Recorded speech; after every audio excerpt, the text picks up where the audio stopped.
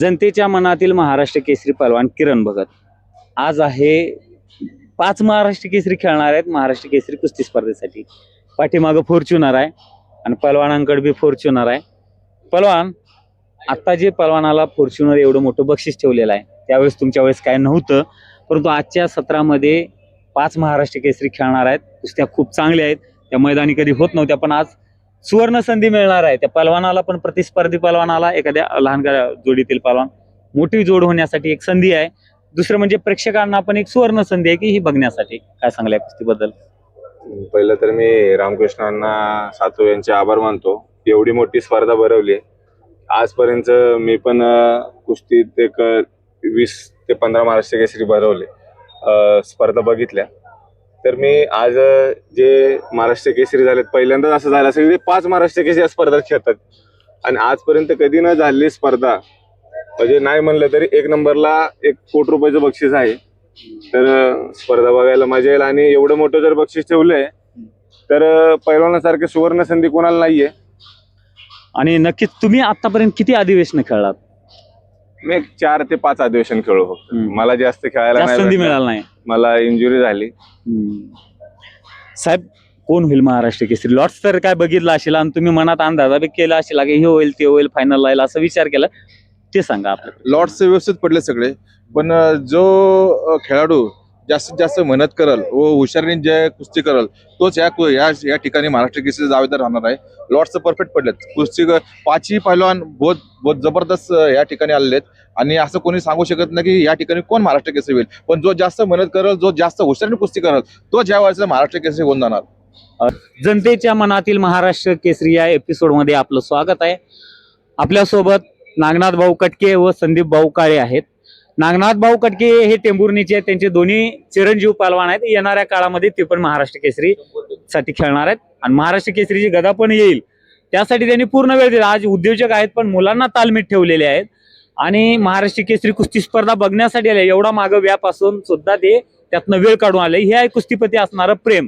आणि संदीप भाऊ काळे हे महाराष्ट्र केसरीला खेळलेले आहेत, गटात खेळलेले, महाराष्ट्र चॅम्पियन आहेत. त्यावेळेस खूप टफ फाईट असायची. आता जे पहलवान जे आहेत महाराष्ट्र चॅम्पियन, महाराष्ट्र केसरीचे जे लेवलची पहलवान आहे त्यावेळेस महाराष्ट्र चॅम्पियन लेवलची पहलवान असायचे. कारण की जिल्ह्यातनं निवड म्हणजे लय अवघड असायची, त्यातनं इथं खेळणं म्हणजे लय अवघड. कारण जो सोलापूर जिल्ह्यातनं खेळायचा इथे 100% मेडल बसायचा. तर काय सांगाल या स्पर्धेबद्दल, कोण होईल महाराष्ट्र केसरी? या स्पर्धेत 5 महाराष्ट्र केसरी काल तर फिरवून बघितले सगळे, त्यातीलच एक महाराष्ट्र केसरी होईल. आणि जो शेवट जनता जनार्दन आहे, जनतेचा ज्याच्या पाठीमाग आशीर्वाद असणार आहे तोच महाराष्ट्र केसरी असणार आहे. या स्पर्धेमध्ये तुमच्या जिल्ह्यातला महाराष्ट्र केसरी कोण आहे आता येणारा खेळणारा? आमच्या जिल्ह्यातला महाराष्ट्र केसरी म्हणलं तर आपला काय ते पाटील, नारायणआबांचा जयदीप पाटील, महेंद्र गायकवाड. हा, महेंद्र गायकवाड पैलवान आहे. रात्री दादा शेळके हारला नाही का, त्याच्याकडून पण खूप अपेक्षा होत्या आम्हाला. नक्कीच भाऊ, आता हे सगळं बक्षीस बघितल्यानंतर काय वाटते? आमच्या वेळेस कुठं आयोजक गेले, आम्हाला पण पाहिजे होतं. आमच्या वेळेस कवचित महाराष्ट्र केसरीवाल्याला बुलेट असायची हो, आणि कवचित एखाद्या स्पर्धेत मला वाटतं महेशदादा लांडगेंनी घेतलेलं पोस्टरीत नाही का, त्या अधिवेशनात स्कॉर्पिओ होती आणि खाली बुलेट होती, असा विषय होता. आपल्यासोबत नागनाथ भाऊ कटके आहेत, त्यांनाच विचारूया महाराष्ट्र केसरी बद्दल, कोण होईल महाराष्ट्र केसरी? हाय 5 जण आहेत, त्यातला कोणतरी एक जण होईल. शिवाजी आहे, पण आमचा महेंद्र गायकवाड आहे, सिकंदर शेख आहे, जयदीप पाटील आहे. आयोजकाबद्दल काय सांगायला? भव्य दिव्य नियोजन केलेलं आहे, फॉर्च्युनर ठेवलेली आहे गाडी. आता एखाद्याला शक्य होत नाही पलवानाला एवढं घेणं. तुमच्याकडे कोणती गाडी आहे? माझ्याकडे फॉर्च्युनर आहे. मग आता ही फॉर्च्युनर गाडी, आता ठीक आहे तुम्ही उद्योजक आहात पण ठीक आहे, पण पहलवानांना सर्वसामान्य गरीब घरातली पहलवान असतात, ते स्वप्नच म्हणजे काही ठीक आहे, काही जर उद्योजक झाले, व्यावसायिक झाले तर ती गाडी घेऊ शकतात, पण सर्वसामान्यांचं स्वप्न हे स्वप्नच राहतंय. तर ते मिळतंय कुस्तीतनं. हो, कुस्तीतनं ते मिळतंय. आता ही पहिल्यापासून आता पहिलीच वेळ आहे फॉर्च्युनर टोयची, म्हणजे सगळ्या बरोबर. पहिल्यांदाच फॉर्च्युनर गाडी तुली. उपमहाराष्ट्र केसरीला स्कॉर्पिओ ठुली, प्रत्येकाला बुलेट ठुली. मोठं बक्षीस ठुलं यावेळेस. नियोजन मोठं केलंय, छान केलं नियोजन. रामकृष्णांना सातव साहेबांचं खरोखर कौतुक आहे. मी त्यांचं का उल्लेख करतोय, आज त्यांना जे कुस्तीला मरगळ आली होती, बैलगाडीकडे प्रेक्षक वळ आलेलं, कुठे कुत्र्याची शर्ती घे, कबुतरची शर्ती घ्या, त्याला टायटल महाराष्ट्र केसरीचे द्या, ते कुठेतरी परत पब्लिक तिकडे गेलेलं, परत कुस्तीकडे आले, पब्लिक बघताय तुम्ही.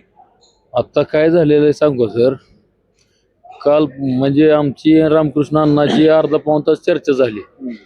अण्णाला बोललं खरंच तुमच्यामुळं पैलवानांना सोन्यासारखं दिवस आले आहेत. आणि रात्री आमची नागाभावांची चर्चा पण झाली. हेच जर अधिवेशन दिलं अशा पद्धतीनं, तर हे अधिवेशन आहे ना, माढा तालुक्यात नागाभाऊ सुद्धा बोलले की आपल्याकडून आपण सुद्धा घेऊया भाऊ, तुम्ही बोलून बघा, आम्ही सगळ्यांना बोलून बघूया, अशा पद्धतीने बोलणं झालं आमचं. नक्कीच धन्यवाद. आता या सर्व महाराष्ट्र केसरी पहलवानांच्या ज्या कुस्ती आहेत सायंकाळच्या सत्रामध्ये लॉट्स तर सांगितलेला आहे. शुभेच्छा त्यांना. या ठिकाणी चेतन भाऊ जाधव आहेत, गेले अनेक दिवस ते महाराष्ट्र केसरीसाठी तयारी करतात. म्हणजे तयारीमध्ये इथलं नियोजन, अण्णांच्या पाठीमागं त्यांचा जो सहकार्याचा वाटा असतो. बरेचसे मंडळी आहेत ते सहकार्य करत असतात, त्यामुळं आज ही यशस्वी स्पर्धा होत आहे. आम्ही बरेचसे महाराष्ट्र केसरी कुस्ती स्पर्धा बघितल्या आणि तुम्ही पण बघितला असेल, कारण तुमचा मेहुणा अक्षय चव्हाण चांगला प्लेअर आहे. आता बसले का नंबरात म्हणजे आता मला वाटतं आज खुशी होती. सकाळी मी काही माहिती घेतली नाही एवढी, कारण कामाच्या वेळेकडे तो झोपला असेल. मला वाटतं मागच्या अहिल्यानगरमध्ये झालेल्या याच्यामध्ये त्याला गोल्ड होतो 74 किलो गटात, आणि आता पण 74 किलो गटात माती विभागात. त्यामुळे का तुम्हाला महाराष्ट्र केसरी कशी झाली हे सांगायची गरज नाही. तुम्ही एवढे अनुभवी आहात की त्या कमीत कमी मेहुण्याची कुस्ती बघण्यासाठी तरी महाराष्ट्र केसरीला गेला असाल, तर कसं वाटतं तुम्हाला? त्या अगोदरचे जे एवढे महाराष्ट्र केसरी झाले, आत्ताची महाराष्ट्र केसरी काय वाटतं तुम्हाला? पहिले सुद्धा जे सगळ्या आयोजकांनी घेतले त्या सुद्धा चांगल्याच झालेल्या महाराष्ट्राचे, पण ह्याच्यामध्ये रामकृष्ण अण्णांच्या मार्गदर्शनाखाली वेगळं काहीतरी करता येईल. त्याच्यामुळं ह्याच्यामध्ये वेगवेगळे म्हणजे कुस्ती शौकीन तर येतात, पण ज्यांनी कुस्ती कधी पाहिली नाही आहे किंवा त्यांना कुस्ती बघायची आहे पण स्टेडियम उपलब्ध चांगलं होत नाही, तर ह्या भागात मला वाटते पहिल्यांदा महाराष्ट्र केसरी स्पर्धा एवढ्या मोठ्या दिमागात होत आहे. पब्लिकनं प्रतिसाद दिला. पहिल्या दिवसापासून महाराष्ट्र केसरी कुस्ती स्पर्धेला प्रचंड असा सहभाग होता.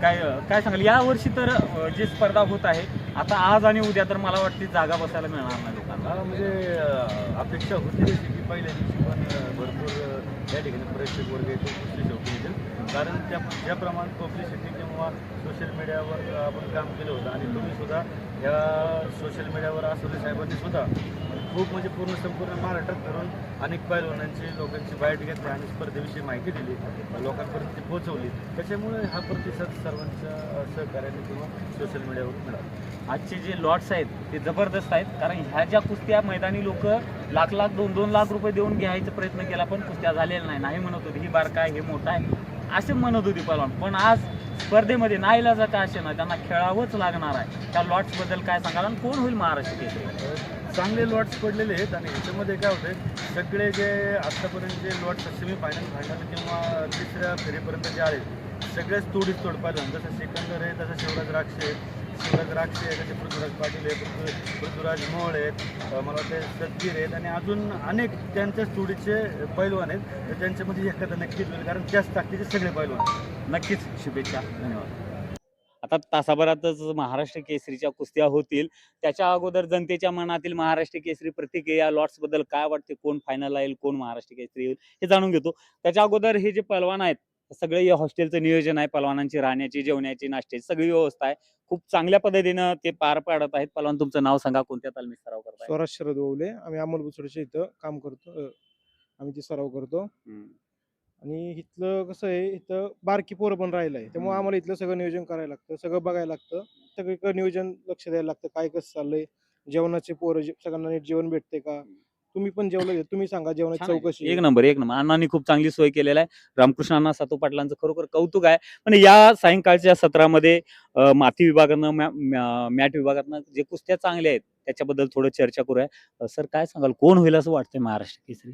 महाराष्ट्र केसरी सर सांगता येत नाही, कारण की प्रबळ दावेदार 5 महाराष्ट्र केसरीचे उतरलेले आहेत. सिकंदर शेख, हर्षद सदगीर, पुन्हा महेंद्र गायकवाड, नंतर पृथ्वीराज पाटील, पृथ्वीराज मोहोळ.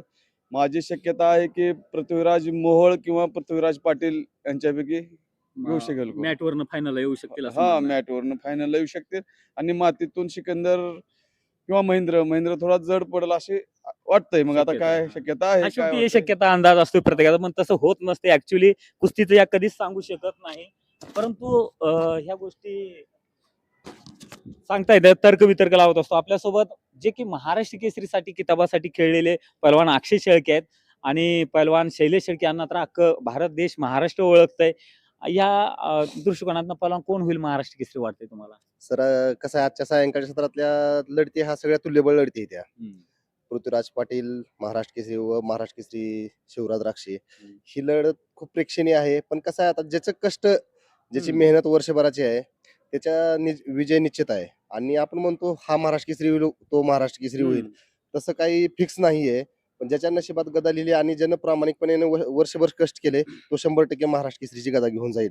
आणि माझ्या तालमीतले आता सध्या क्वार्टर फायनलला बऱ्यापैकी आहेत. म्हणजे मॅट असतील. विभागातनं रविराज चव्हाण, महेंद्र गायकवाड, गादी विभागातनं शिवराज राक्षे, हर्षवर्धन सदगीर हे आहेत.